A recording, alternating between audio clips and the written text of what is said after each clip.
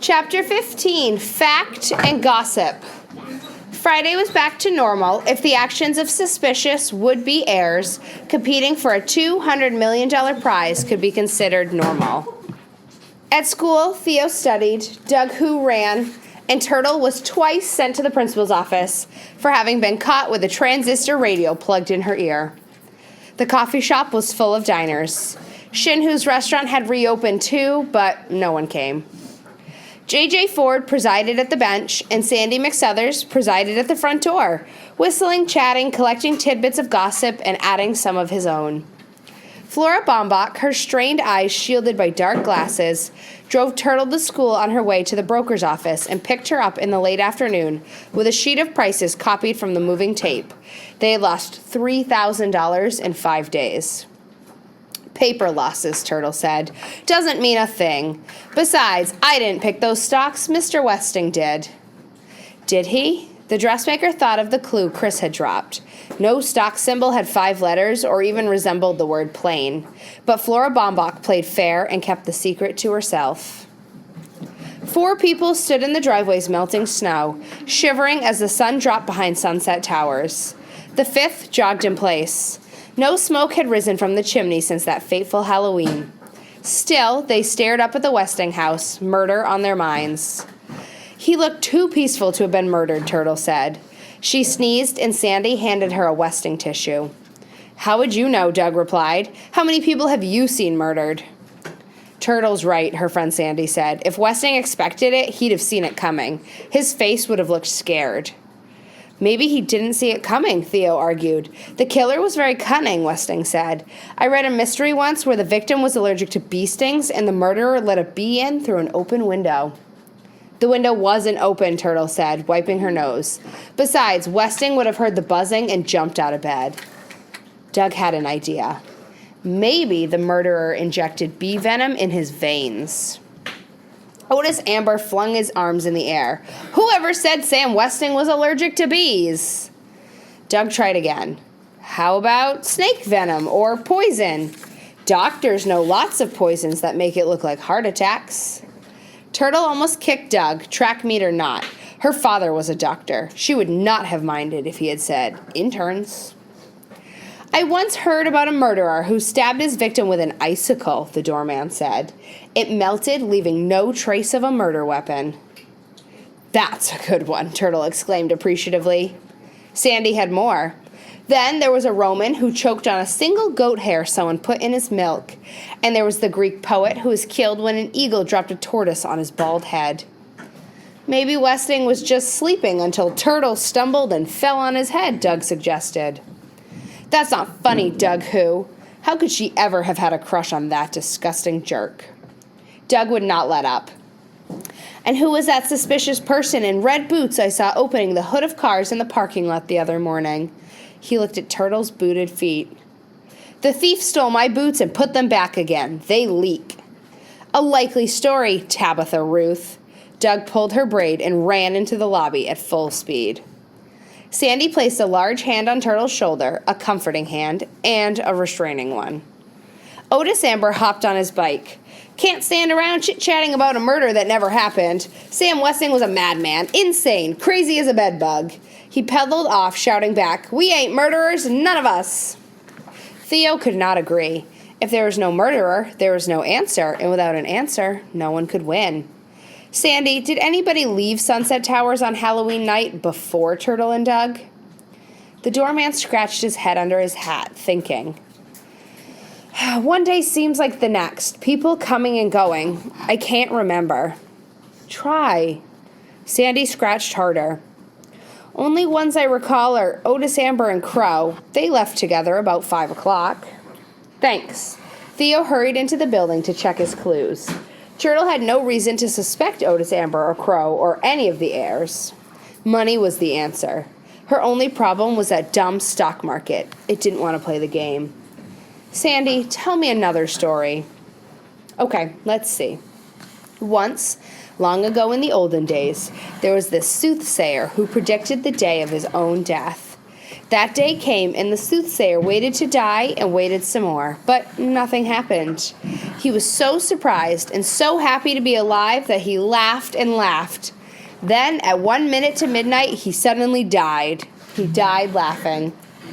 He died laughing, Turtle repeated thoughtfully. That's profound, Sandy. That's very profound. Where's everybody? The apartment was empty as usual. Jake Wexler decided that Shin Who's was going to have a paying customer. I'd like a table if you're not too crowded. I think I can squeeze you in, Who said, leading the podiatrist through the empty restaurant. You must have liked those spare ribs. Yeah, sure. Jake watched his wife slowly stack her papers at the reservations desk. At last, seeming to recognize him, she walked over. Jake returned his unlit cigar to his pocket. Grace hated the smell. I've already eaten, Grace said, sitting down. Hello to you, too, Jake replied. He probably thinks that's funny. Since when do people go around saying hello to their husbands? What's new with you, Grace? Where are the kids? And what are all those presents doing on the coffee table? It's not your birthday, and it's not our anniversary. What was she so upset about? Or is it? No, it isn't. Those are gifts for Angela. The wedding shower is tomorrow. Don't worry, you're not supposed to be there. Just girls. The doorbell was ringing all morning. I couldn't leave the apartment for an instant. One at a time he delivered them, the smirking fool, and each time he shouted, boom! She looked especially attractive today, Jake thought. Between the ringing doorbell and the booms, she had managed time for the beauty parlor and the sun lamp.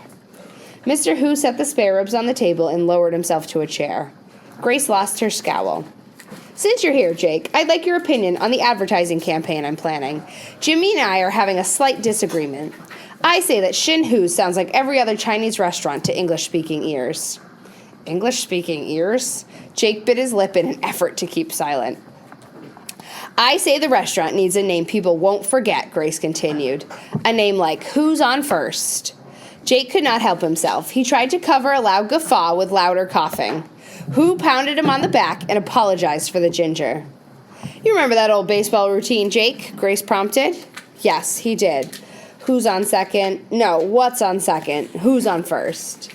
It's an idiotic name, Who argued. Who's on First sounds like my restaurant is on First Street, or worse yet, on the first floor. Customers will end up in the coffee shop drinking dishwater tea. Not the way I'll promote it, they won't, Grace insisted. Well, what's your opinion, Jake? The podiatrist put down the spare rib he was about to bite into. Who's on First is a dandy name. Before he could pick up the rib again, Who whisked the plate off the table. Who elected you judge, anyhow? The judge returned to Sunset Towers with clippings from the newspaper's files. Faithfully, Sandy was waiting. Hoping to interrogate both George Theodorakis and James Shin Hu, they alternated their dinner orders. One night they would order up, the next night they would order down. To their disappointment, Theo delivered up. They had no questions to ask him, but he had one for the doorman. Chess? Sandy replied. Sorry, don't know the game. I'm a whiz at hearts, though. Shooter, they call me. Theo left them to their sandwiches and their work. The private detective the judge had hired was still investigating the heirs, so tonight's project would be the Westing family.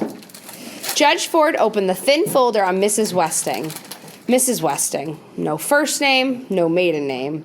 In the few newspaper photographs in which she appeared, always with her husband, the caption read, Mr. and Mrs. Samuel W. Westing.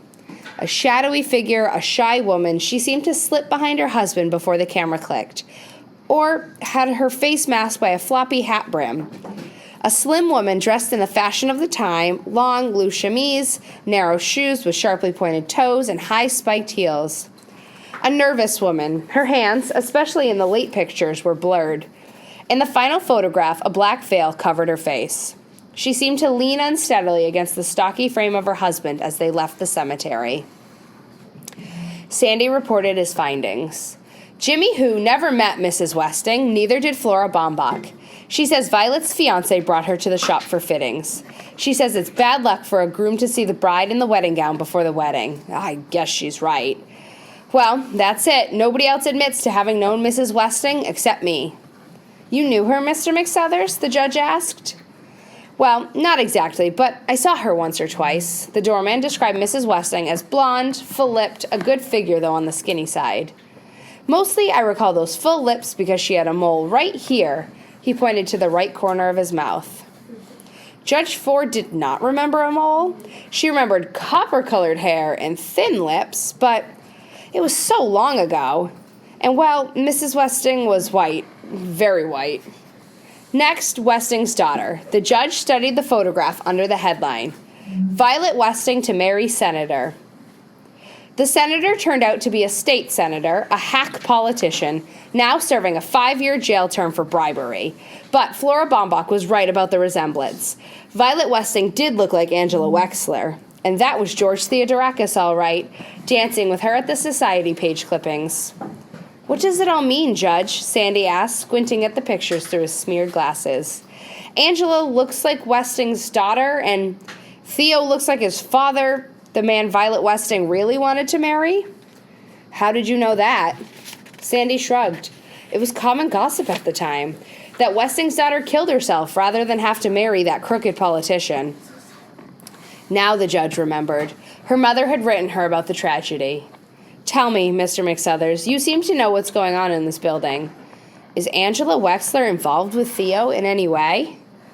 Oh, no. Sandy was certain of that. Angela and her intern seem happy enough with each other. At least, I hope so. I mean, if Sam Westing wanted to replay that terrible drama, Angela Wexler would have to die.